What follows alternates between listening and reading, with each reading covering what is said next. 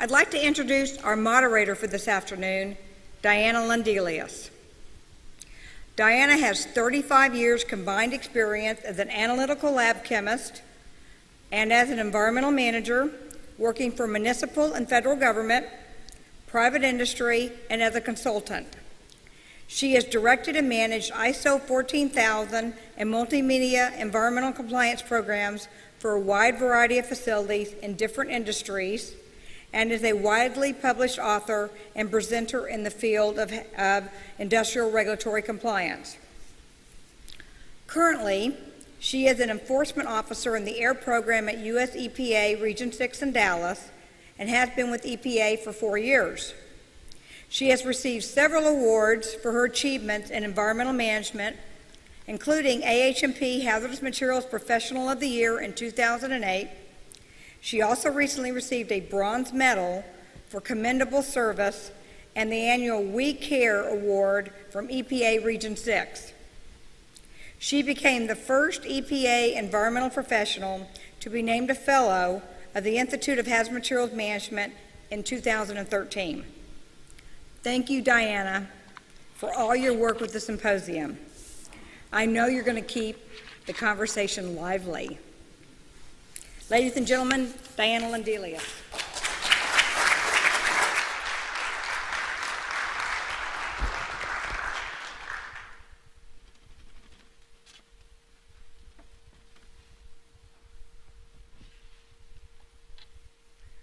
Thank you, Allison, for those kind words. And good afternoon to everyone with us here in New Orleans and also joining us via the web. I'm delighted to have such a great turnout for what I'm sure is going to be a very interesting afternoon.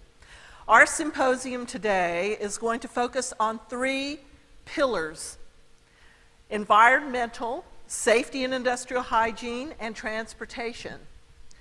We'll have about 40 minutes for each pillar discussion. We've got some fantastic and engaging panelists, and as Allison mentioned, we're structuring the program to be interactive, so we do want to hear from all of you. I have a few questions to pose to the panelists that many of you have contributed through our survey, and I'm sure that our discussion will spark some more questions. For those of you here in the audience, we do have microphones, and I'll open it up for questions and discussion toward the end of each pillar, about the last 10 minutes for each pillar. So just raise your hand, and then our task force runners will provide a microphone to you just as they did a minute ago. For those of you on the webcast, you will click on the speech bubble icon in the lower left corner of your screen to open up the chat window. Just type your questions into the chat area, and our staff person will read them out. So let's get started, and let me introduce our first 2 environmental panelists who will join us for the environmental pillar, Dr. John Bridges and Gary Sondermeyer. Dr. John Bridges has several accredited credentials, among them CHMM, and he is the former president and CEO of the National Graduate School of Quality Management. For the past 13 years, John has performed across the senior executive levels of government and the private sector as president, chief executive officer, and chief learning officer of an accredited college, former assistant administrator and program manager at DHS and FEMA, director, incident management, and executive director for the National Preparedness and Homeland Security for the United States Postal Service and U.S. Postal Inspection Service.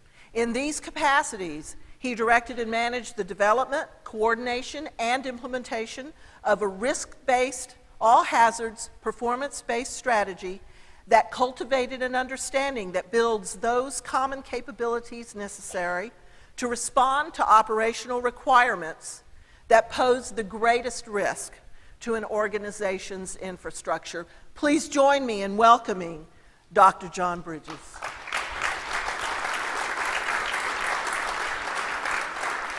Our second panelist this afternoon, Gary Sondermeyer, is the Vice President of Operations for Bayshore Recycling Corporation in Woodbridge Township, New Jersey.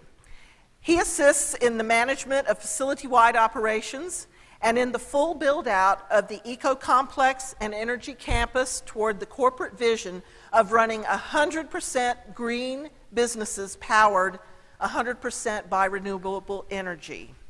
Gary joined Bayshore following retirement after 30 years of service at the New Jersey Department of Environmental Protection. He served as the agency's chief of staff for 10 years under 5 different DEP commissioners and 6 New Jersey governors with a staff of 3,500 employees.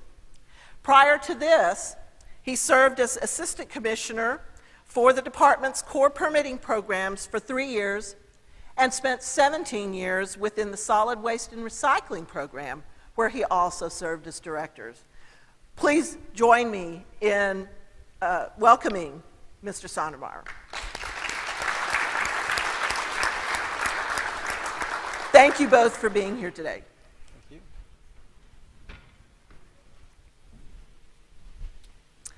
you. Okay, everyone, to start our panel discussion, I'm going to read our first question. What are most significant technological improvements during the past 30 years that you feel have had the most impact on environmental management and hazardous materials management? Gary, would you like to field that? Sure. I mean, the technological advancements that we've seen in the past 30 years are simply off the charts. You know, I think of all the media, I think the greatest public policy success story we've had is in air emission reduction. And I think there it's really a combination of better combustion technology and as well as control technology, acid gas scrubbers, selective catalytic reduction, kind of you name it, on and on. In hazardous waste, certainly remedial technologies have come a very, very long way. And beyond that, I love the focus and the shift toward hazardous waste planning and pollution prevention, toxicity reduction, and all the programs that have gone along with that. And you could do the same thing with water very quickly. Secondary treatment of wastewater treatment plants is amazing. I mean, we started out with primary treatment in New Jersey. In the late 80s, we had sludge balls on the beach and medical waste wash up, needles, syringes. Secondary treatment, then tertiary treatment, and today I can tell you, being 6'4", I can stand on the Jersey Shore and look down and see my feet. That's an amazing advancement, and largely due to technological advancements in secondary wastewater treatment. So across every media, I think it's been an amazing success story over the past 30 years. Wow. Would you like to add to that? No, I agree. I think, I do miss the days of paper.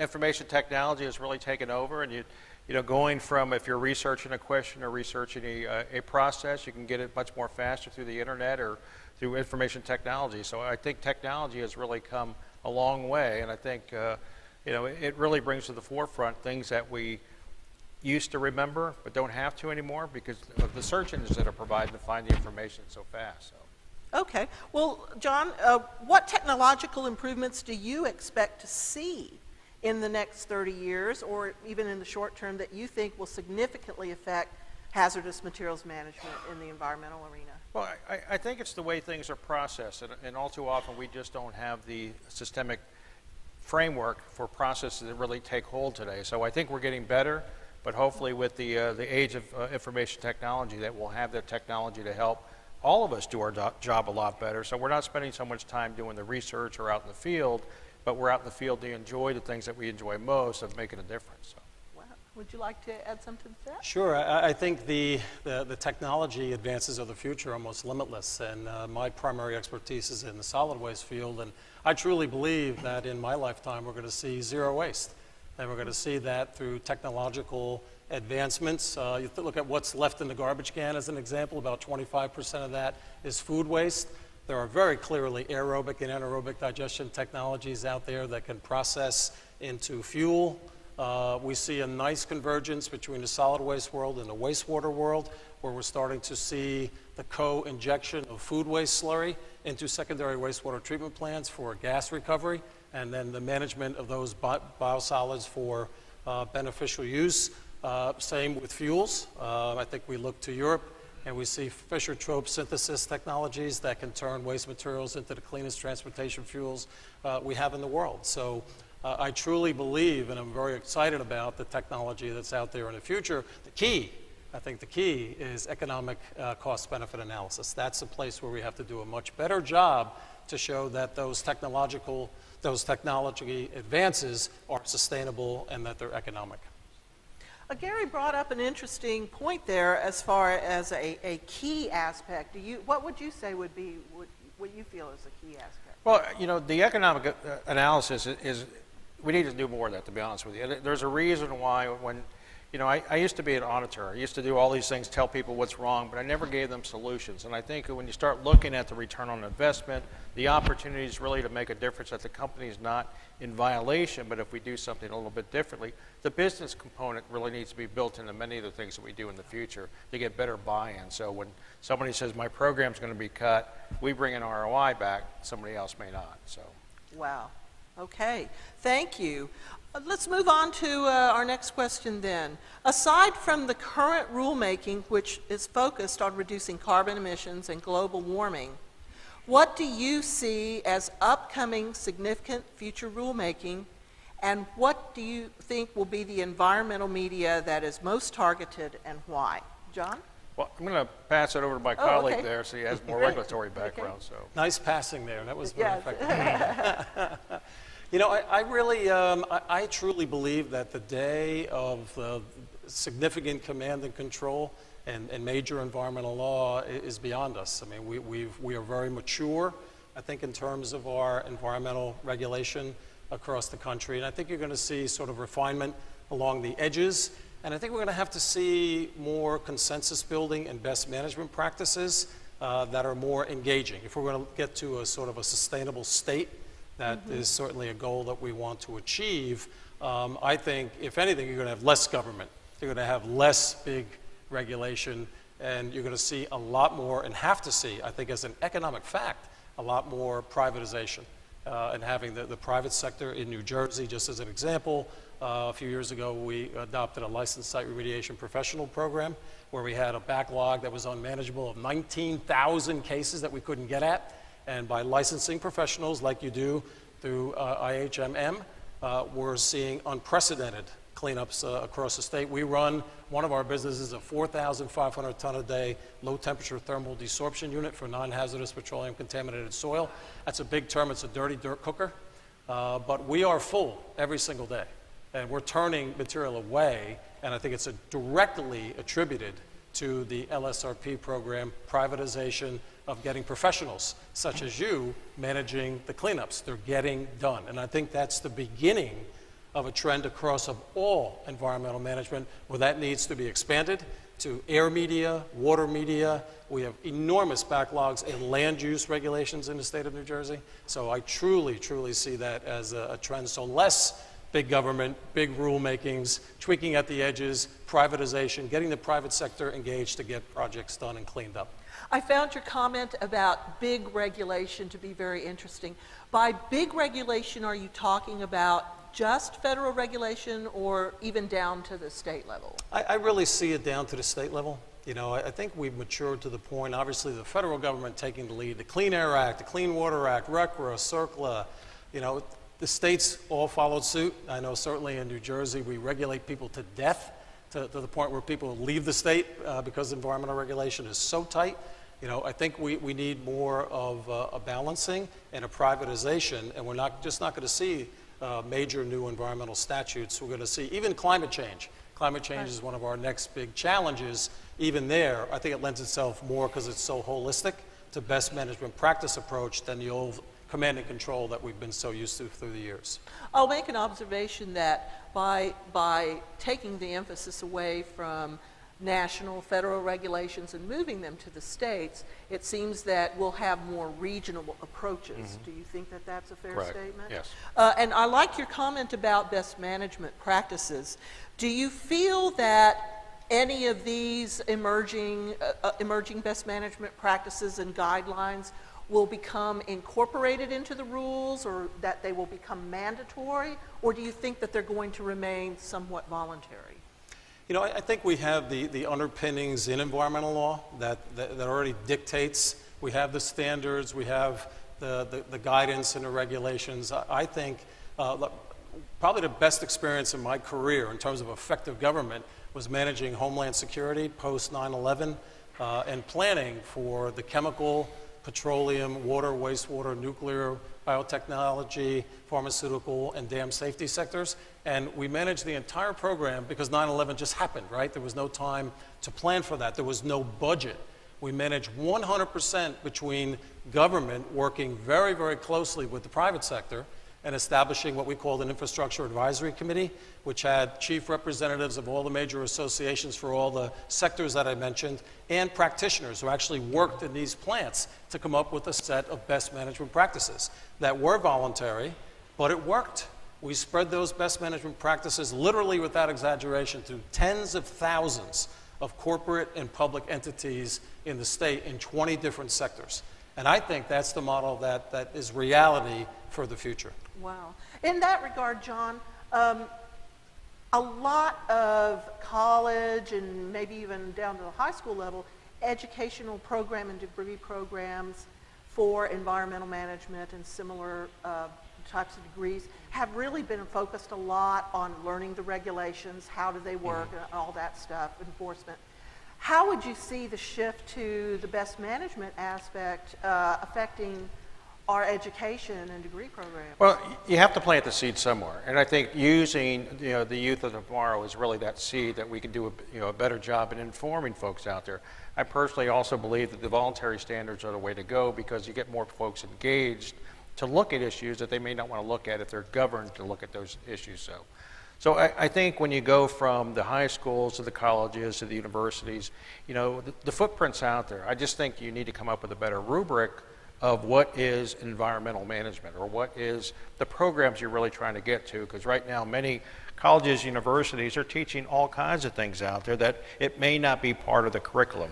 But if they ever create a curriculum for in the academic world of environmental management, I think there should be a business component built into that because you have to tie into the supply chain. You really have to look at how that has an impact on something else within your organization.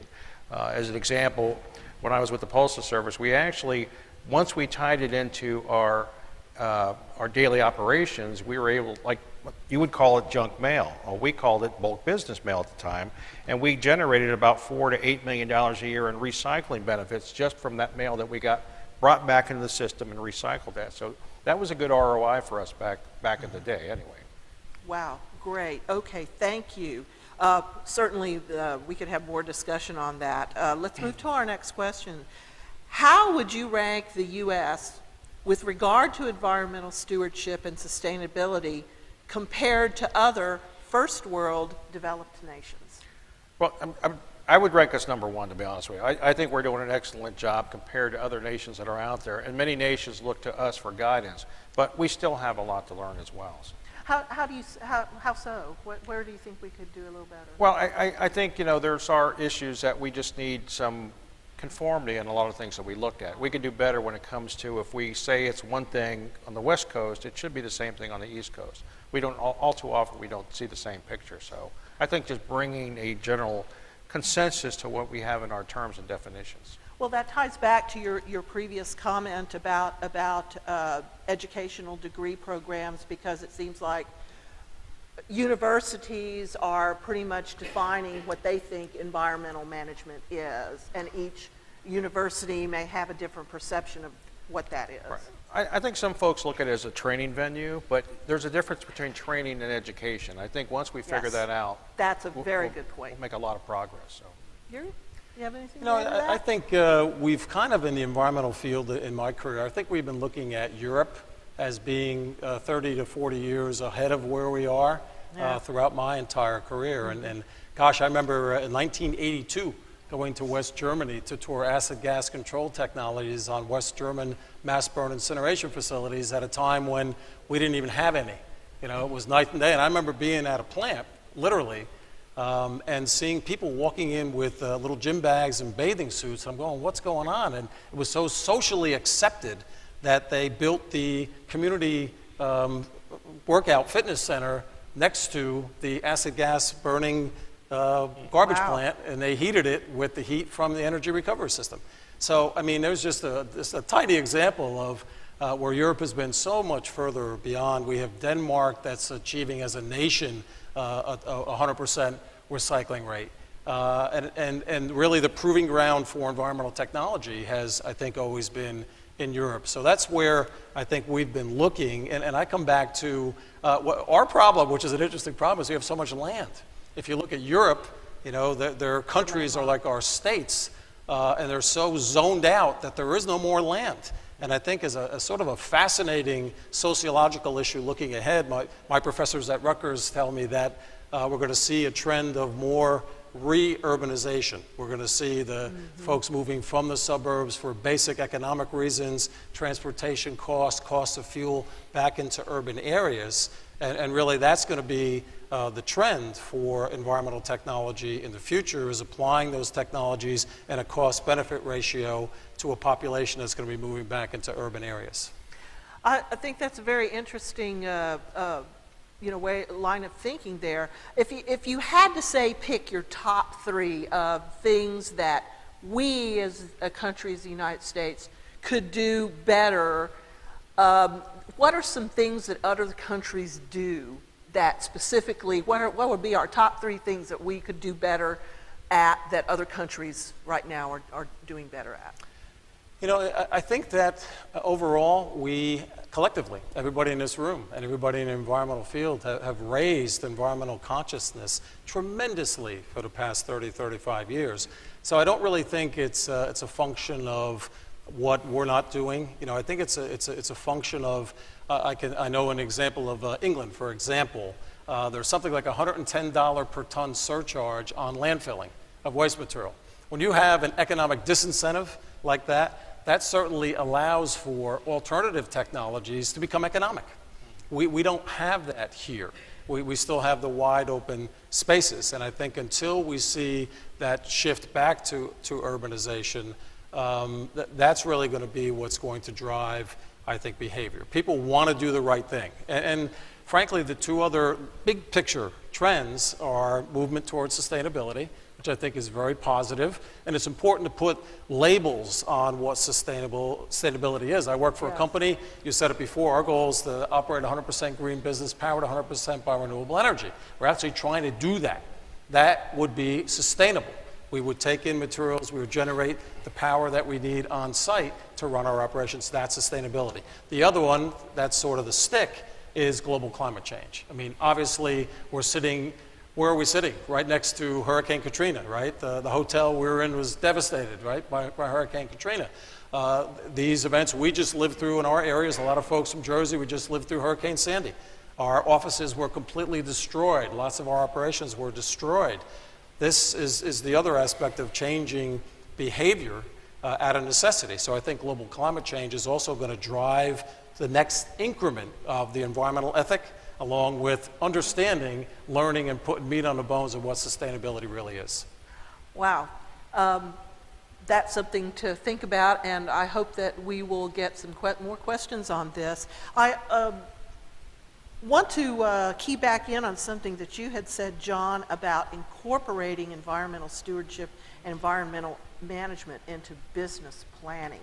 It seems like we're getting a little bit better at doing that, but we haven't really gotten the gospel about it. And I want to tie that into what we can do in the education process to get people started to think that way. Well, you know, over time, you know, you mentioned about sustainability. In 1996, I sat on the President's Council on Sustainable Development. We put a lot of great things and a lot of great documents, particularly the Sustainable Communities document.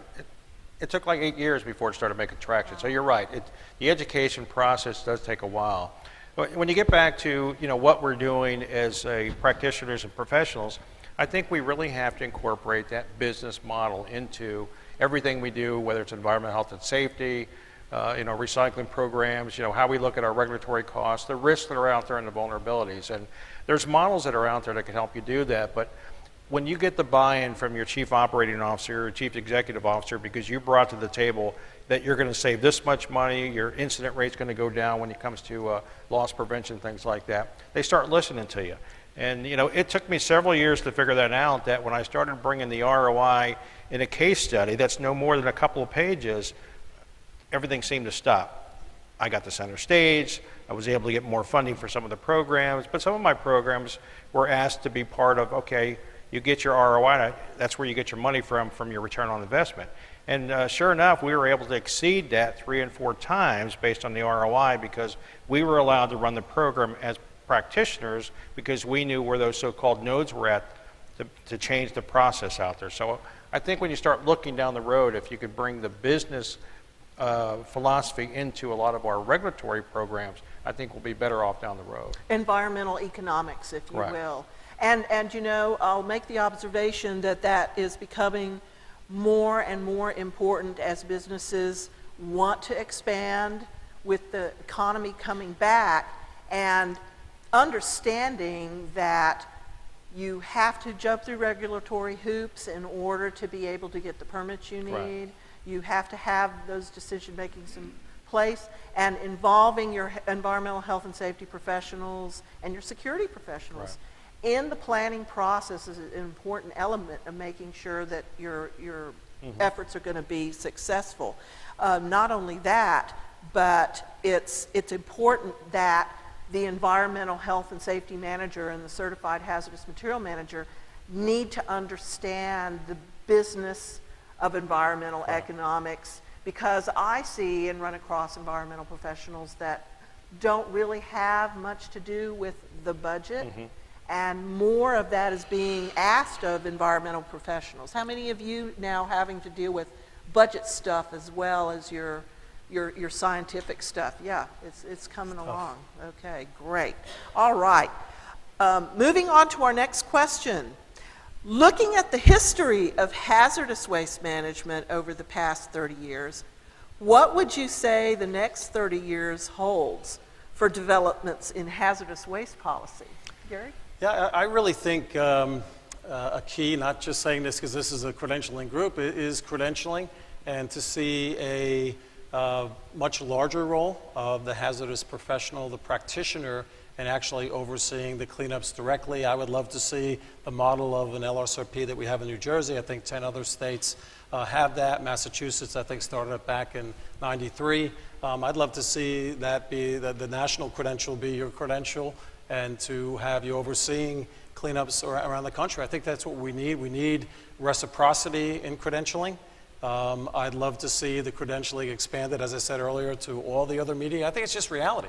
I think it's base reality that we're going to have qualified professionals who take rigorous exams, show their stuff, have audits. We have a 10% audit in the program that we deal with, 36 hours of continuing professional education, and then turning them loose to deal with all aspects of environmental regulation, from land use to air to water to hazardous materials. I really think that's the future.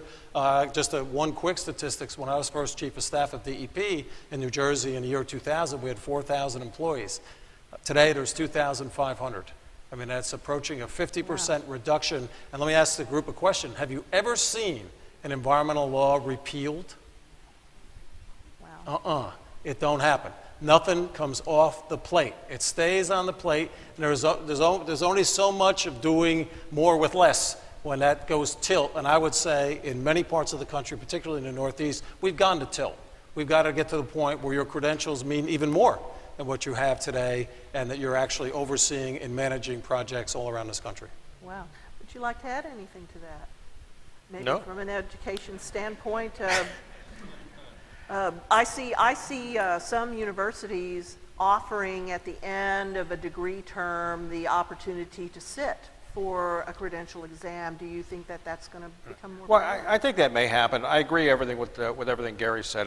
I think when you start looking at these programs that are out there, you have to start doing the crosswalk from curriculum to certification. I think once folks start doing that, there may be some type of reciprocity or some type of credit that can be given to folks that actually go for an environmental science degree.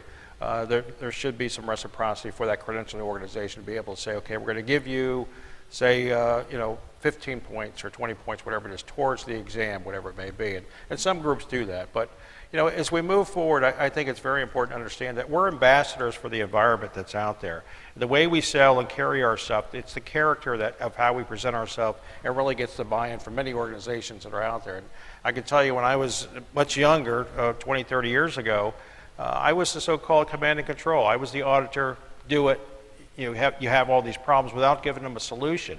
I think over the years, supposedly, my wife says I haven't matured, but, over the years, I look at these things and I'm now a facilitator to say, how can we make this change? How can we look at the process and really bring a difference to this program that's really going to keep you out of trouble, me out of trouble, and really the resiliency of our organization is not going to be impacted. So, And I'll add that, 30 years ago, I can't think of a college, there may have been some, but I can't think of a college that had an environmental degree plan or a Right. health and safety degree plan, maybe industrial hygiene, something like that. Sure. So that's interesting how that's evolved over the past 30 years. So continuing along that line, do you think we will continue to see a decline in hazardous waste generation as more materials become identified as posing threats to human health and the environment and phased out? And, if so, any specifics or just general classes of materials? I do think that we'll see less, and I think there's been a very healthy convergence of mindset post 9/11 between security and between hazardous materials management, environmental protection, and sort of the model. Again, I apologize for going back to New Jersey, but that's what I know well.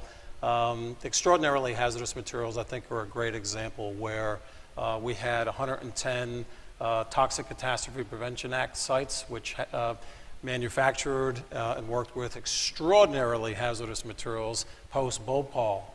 And we've seen that the number of those facilities greatly reduce, and I think the security mindset has brought a very healthy tension to that. We have 10 sites where the off-site consequences would cause 1 million or more fatalities in a worst-case scenario accident, primarily through chlorine. Boy, that'll get your attention in terms of trying to plan for product substitution, different ways in your manufacturing process to reduce those hazards. And I think that's just like one cosmetic example on the extraordinarily hazardous materials. But I think also over time, of course, we focus, like everything else in the environmental field, on the big cleanup. And then we started to look at the front end and pollution prevention, toxicity reduction, waste exchanges. Working backwards These are all from there. exactly, and all very positive trends that I think will just continue. Okay. John, if you don't have anything more to add to that, we're going to open up the floor No, that's fine. to question and answers. I think we have some question from the web. We do. We have a question from Debbie H. on the webcast. She asked, over the past 30 years, what has been the biggest contribution associated with environmental management and compliance? But, I guess I'll throw something out there. I think we've made a lot of progress with the environmental management systems concept that came out in the early years. And as a member of the TAG 207 way back when, from 96 to I think for about 8 years, we made a lot of inroads in environmental management systems.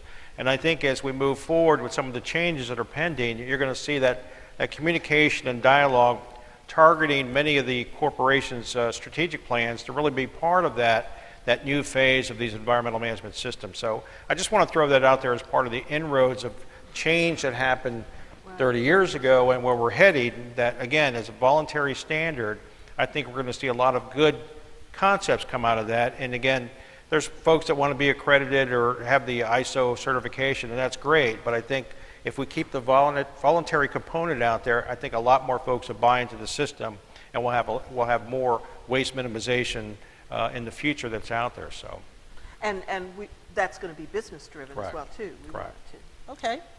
Any other? You want to add something I would to that? just Yeah. I totally agree, and I think environmental management systems, ISO compliance, I think corporations, they used to be the bad guys. You know, going back 30 years ago, we're all worried about the big corporations that cause the pollution. Today, I think they lead the charge in a lot of areas because of their environmental management systems, ISO compliance. You know, now we're seeing them affect supply chain.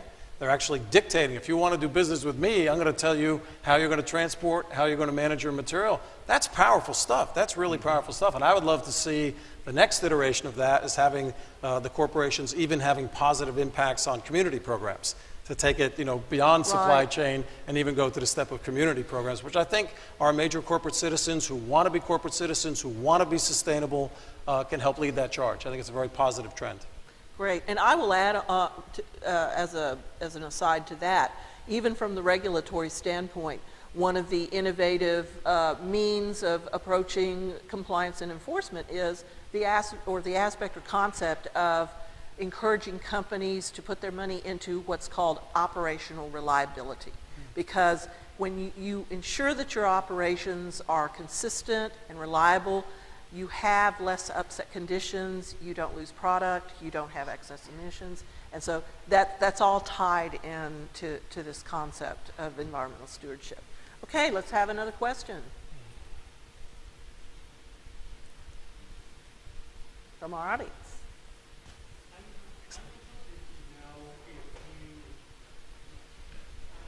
I'm interested if you know of any government organization, company, anybody really taking a serious look at how to make recycling this increasing amount of e-waste that we generate.